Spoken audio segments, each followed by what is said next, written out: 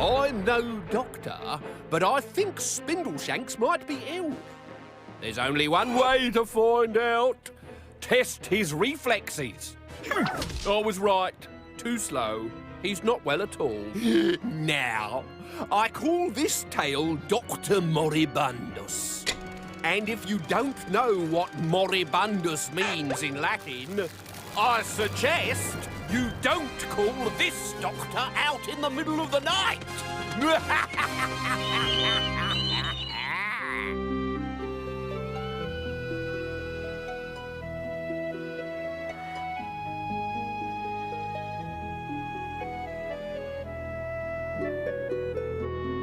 Such a sickly child was Lorelei Lee. Pale paper cheeks, heavy-lidded eyes, stumbling gait, and a waifish voice that squeaked most piteously when describing her ailments to parents and doctors alike. This was during term time, of course. In the school holidays, her powers of recovery were nothing short of miraculous. Lorelei Lee was a shammer who used every trick in the book to get off school. Long winter nights were perfect for catching colds. Jam and sticky cakes produced lumps and bumps and great yellow spots. Hot sweet tea was ideal for fevers. 130! And lying for hours in the bath till her skin flaked off in chunks was good for leprosy? I'm afraid so. And I was so looking forward to school. One day, however, Lorelei Lee went one scam too far. What is it? Cried her mother. Are you ill, Lorelei Lee? I fear that I am. Are you going to die? Let's put it like this. I wouldn't bother cooking me lunch. I think I've got rabies. That word sank into her mother's heart like a mad dog's tooth. Rabies! But that's serious, isn't it? Oh, yes. Worth 2 days off school at least. What a sensational actress she was. When the doctor heard what was wrong, he arrived hot foot. Nobody panic, he said briskly. I'm the world's foremost expert on rabies. Lorelei Lee panicked. He was bound to see through her scam. Are we hot? She didn't reply. Are we cold? Her lips were sealed.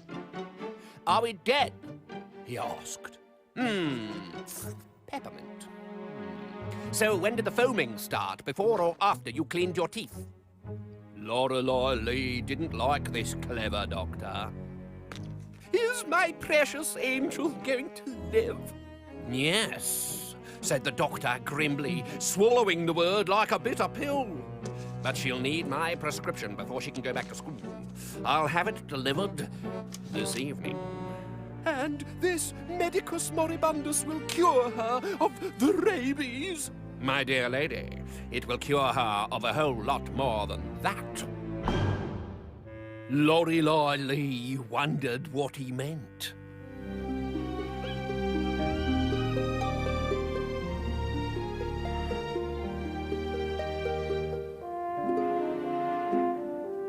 That night, the doorbell rang, and she found out.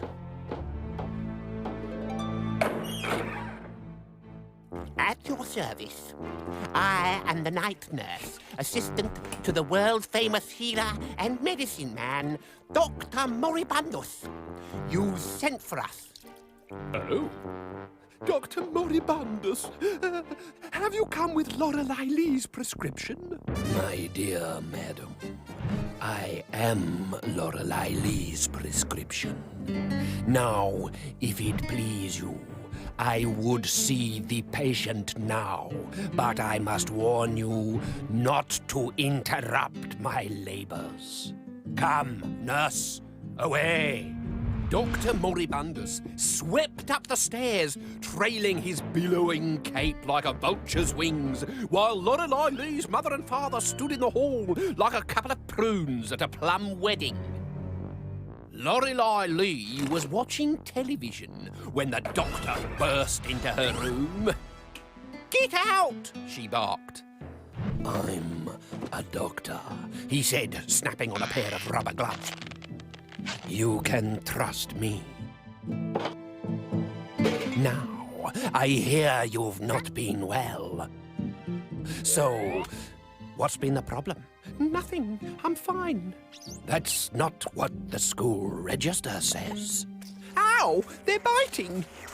"They're leeches, my dear. They're meant to." "The patient is hysterical. Shall I prepare the calming chili mustard poultice, Doctor?" "Yes. Splash it all over." "Will it hurt?" "Oh, I certainly hope so," smiled the doctor. "No pain, no gain." Downstairs, Lorelei Lee's parents heard their daughter screaming, but did nothing. They were following doctor's orders. "What we have here, nurse, is a severe case of no-school-itis. And you know what that means?" Brain surgery." "Brain surgery? I'm cured. I'm okay now. I will go to school every day, just you see." "Too late for that now. Nurse." "Yes?" "The needle." The nurse drew it out like a sword from a scabbard. It was as long as a javelin. "But I haven't got rabies. I made it up. I don't need an injection." "I know," said the doctor. "This is just for fun." Then, while other children slept soundly in their beds, dreaming pretty dreams about going to school, Dr. Moribundus cured Lorelei Lee of her fake illnesses with a surgical procedure that was so revolutionary, so secret, and so like eating a soft-boiled egg that I can't possibly tell you what it was. Suffice to say that when she woke in the morning, she was glowing with health. She was in the pinkest of pinks, and for the first time in her life was looking forward to going to school. And needles to say, she never feigned another day's illness again.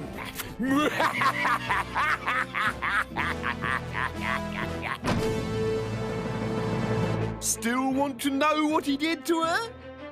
No, can't tell, won't tell, but I'll give you a clue.